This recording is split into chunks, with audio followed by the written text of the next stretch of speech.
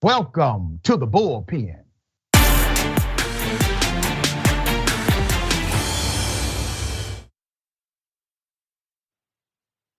All right, he's back.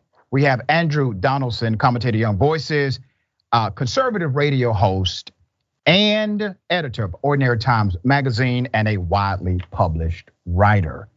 Andrew, good day, welcome. Great to be back with you, sir, appreciate it. I appreciate you. We're gonna chop it up about two things. One, I wanted to get your opinion about the latest vote where it looks like Republicans decided to snub veterans as it relates to basically expanding medical care for something that they have experienced. And then second, if we get to it, have enough time, we'll talk about the January 6th committee and their issuing of subpoenas to powerful people. I don't want to presume what you know or believe about those topics, so give us your sentiment, I will then opine. Sure, let's start with the PAC Act or the burn pit legislation, which has been called, although that's only one small part of it. There's a lot of other important stuff in here. Let me say up front, yeah, there's some bloat in this bill. Every bill that passes Congress, let's all be grown folk adult here, they always slide bloat in. If you're one of those small government people, I understand our fiscal house ain't in order. This is not the hill to fight that battle on. I don't believe things happen in a vacuum. I think they happen in a sequence. If you take the sequence of events that happened in the United States Senate over the 24-hour period prior, I think it's pretty clear that this might have involved having a bit of a hissy fit over the events of the day on top of everything else, because this bill passed pretty easily earlier. And again, that 400 billion number they're throwing around, they're not even debating the funding. They're just debating whether it's discretionary or mandatory funding. They're not even saying don't fund it. This seems pretty petty in the grand scheme of things. I know that's a big number, but when you look at the things in this bill, not just the burn pit stuff, which we've been waiting almost 20 years, not just for the care of it, but to get some official recognition of it, which is really, really important. But also because this has a lot of the people were talking about, the payments and the employee benefits, a lot of that's going to the rural gap coverage that the VA has a massive problem with. It's maybe not even a great bill, it's maybe not even a good bill, but nothing's a whole lot worse, and I'd rather have something imperfect here and get some help to these folks. I understand it's Leviathan, but until you replace it, you gotta feed Leviathan and fund these folks. And I'm one of them, so I'm not even gonna pretend I'm not biased about this, sir. Let's talk about the reality of what just happened. I have family members that have served. I don't have to agree with each war to understand we need to take care of the warriors that have gone out and fought. They should be provided proper medical treatment, whatever they need, in my opinion. I also work with a group called Black Veterans Helping Veterans right here in the state of Georgia. Now, this is really interesting because I'm gonna break down the numbers here. You literally had this bill pass the Senate back in June, 84-14. Yes. Overwhelming. That's your filibuster proof. More than 60 senators said we support it. It went minor changes, some minor changes. The issues that the Republicans have now were in the bill the first time it passed, by the way. So it passed in June, 84-14, significantly bipartisan. It comes back for another vote. This is the Sergeant First Class Heath Robinson honoring our promise to address Comprehensive Toxics Act, or the PACT Act, it is known as. So it comes back, the individuals who voted for it the first time decided not to vote for it the second time. And then when you look at who, my dear brother, 100% of them are Republicans. So all the Democrats voted to support the veterans here. Many of the Republicans came back to support the veterans. But the ones who did not, the ones who decided to say no, 100% of them are conservatives. And then when you look at their reasoning, because some of them decided to provide explanation on the record. Some of them said, well, it's just too much spending. The 400 million, they are uncomfortable with. By the way, remember, they already voted for this. So I got to ask you this question, man. It can't be what they're saying it is about. I know you kind of tackled the numbers of this, and you're right, there's always going to be some bloviation as it relates to these types of bills. It's actually not excessive when you compare it to other bills. So what is this really about? Why did these Republican senators who voted affirmative to this bill the first time decide to do an about face roughly a month later and vote against the same legislation? Yeah, an important context here. This was a procedural vote, so it's even more petty. It's not like this was the final thing. I think it's really important to bring up what this is because several of them came out on the floor right afterwards and said, oh no, we'll still try to pass something later on. It's like, well, wait a minute. Why didn't you just do the fix instead of doing this shot show of it? And I know they're going to try to have the politics of it, but the whole thing just looks wrong and it feels wrong. We both cover politics. We know what happened over the last 2 days in the United States Senate. Everything has been thrown in a little bit of disarray because of the new legislation brought forward. The Manchin deal kind of threw everything for a loop. It's a rare outflanking of Cocaine Mitch and his buddies where they kind of got caught flat-footed. I really do believe, and if I'm wrong, I'll apologize later. And if next week they pass this bill clean, I'll apologize again. Right now, it looks like they just threw a hissy fit, frankly. I don't have a better explanation for it because the numbers don't matter. 400 billion, I know that's a big number. We may have PPP fraud from the COVID bills that amount to that much money. In the grand scheme of things, yeah, it's a lot of money. But when you look at, let's have some real context here. The VA is the second largest department of the United States government and third is a long distance off. The VA healthcare system is the largest integrated healthcare system in America. And it takes all that bureaucracy, all that work, all that funding to take care of only 15 million veterans, and only 9 million of them are in the healthcare system. Yeah, it's a big ungangly beast. But again, I'm going to say this again because I do want to have accountable government and accountability is a big problem here. But until you replace it with something else, you have a moral obligation to continue to feed the beast until you replace it with something else. Doing it for a petty reason, which is the only answer I have here, petty political reason, I find it unacceptable. You know, you and I agree 100% on this. I want to highlight some humanity that's part of this. A veteran died in 2020 from lung cancer, which he blamed on burn pit exposure. You've had multiple individuals who have now been diagnosed with cancer. They are, the diagnosis goes from brain cancer to other forms of cancer. And this bill seeks to address, provide money, provide a focus to remedy that.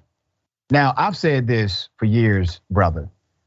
Elected officials are really in the business, supposedly, of creating solution. That's what they are supposed to do. There's a clear-cut problem which requires an absolute solution. So you're saying that they kind of threw a fit, right? And I got to tell you, man, this was a shocker to veteran advocacy groups. Yeah, it was. It was a shocker. Tell me why you think veterans at this point should even consider voting for Republicans that decided not to vote for them. Well, we know human nature. Very few people are single voter issues, so there'll be other things. We also have the modern VA as it has existed since the 1930s. We have long decades of evidence that there's very little political punishment for not taking care of the VA healthcare system. That's just fact, like any metric you want to use. And we also know that money alone isn't going to fix it. Nobody wants to be accountable for this beast. This thing has gone from too big to fail to too big to function at the exact same time. That's an amazing parallel to achieve. I don't have all the answers to this, but to your point, why would you vote for this? The VA has been a bipartisan mess. Both parties have a hand in this. But when you do something this petty, when you do something this out of the clear blue sky that nobody was really expecting, and then when you have the reaction to it, it's like, well, we'll just pass the bill next week. And I'm looking at this legislative calendar where you've got Build Back Mansion and all this other stuff. They already didn't have enough time to get everything done. Now they just added about 10 more things to it. I'm very skeptical this gets dealt with.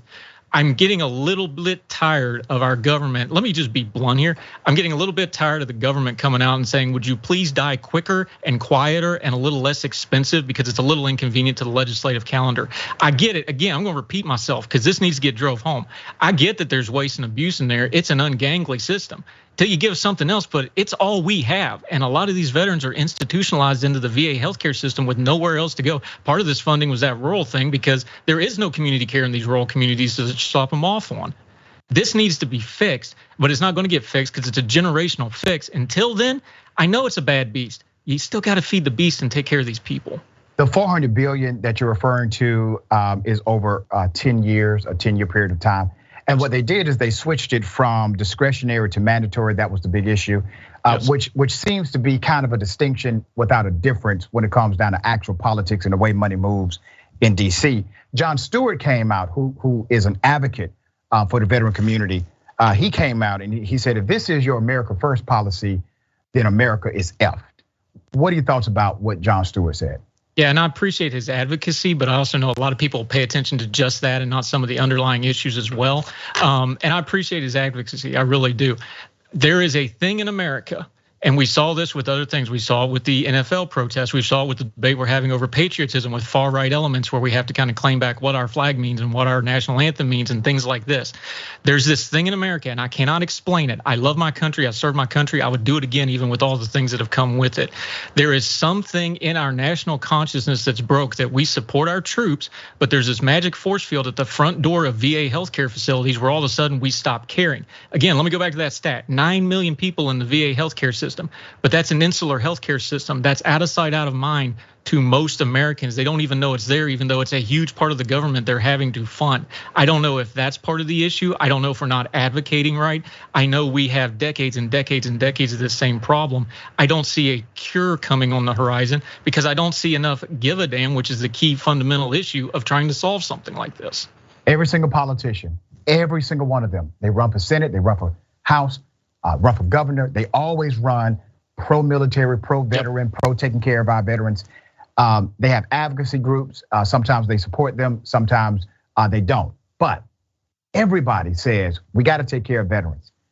I have not seen a more universal theme, a more bipartisan theme not be tackled really by any party once they get into office. Some make strides, sometimes they change leadership, but it seems as if the culture remains the same. And I've had my dealings with the VA as an advocate, advocating for veterans right here in the state of Georgia, where we've had to call them out right here in this state because they refuse to be responsive in an appropriate way. Why do you think both sides of the political aisle, why do they get this part wrong routinely? Because again, there's no political backlash to keep them from being on the right path for it. And I don't know why that is. You'd think there would be. This is a layup. This is a political layup for both parties. Just take care of it. You'd get all the credit in the world. There's no real downside. Nobody's gonna complain about spending money on vets. I don't have an answer for you. I wish I did. There should be one. It's such a bad problem and it's such a huge problem. I don't think we can even get our head around it anymore. And now it's just kind of inertia. Isn't that a sad testimony? Andrew, and I gotta say this, brother, all right? I know you're not a single issue voter, but in this situation where the stakes are pretty high, 100% of Democrats voted for it. And those that voted against it were 100% Republicans. All right, I just want you to marinate on that. You may want to consider changing your political ideology at some point when you look at the values that you represent and the values that are being voted on in DC. Always a pleasure, brother, having you on the show. Tell people how they can follow you and check out your work. Yeah, we at ordinary-times.com, we have very talented people all across the spectrum there. Heard Tell Show, that's our program. We try to do really good work. We should have a Dr. Richey sighting. That'll really cross some streams up. We'd love to have you anytime, sir. All the major podcasting platforms, YouTube, Facebook. Come join us. Grown Folk Talk, no yelling, just discussions of important stuff. And I always appreciate your time, sir. Really appreciate it. Always appreciate you and the content. I check you out sometimes, dear brother, and I would love to be on the program as well. We'll make sure that happens. Okay,